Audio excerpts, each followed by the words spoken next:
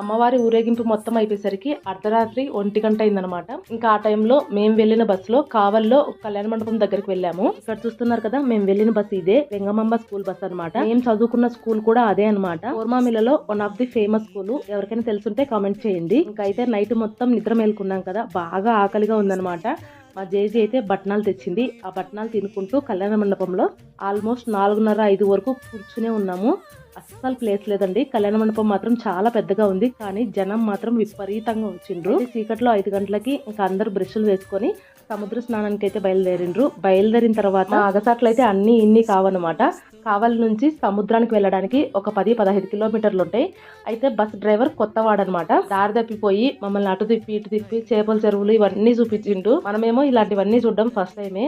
అయితే నేనైతే ఇవన్నీ బాగా ఎంజాయ్ చేసుకుంటున్నాను, కానీ పక్కన మా జేజీకి మాత్రం ఫ్రస్ట్రేషన్ పెరిగిపోతుంది. అన్ని అయితే వీడియోలో చెప్పలేదు కదా. ఆ లోపు ఛానల్ ని సబ్స్క్రైబ్ చేసుకోండి.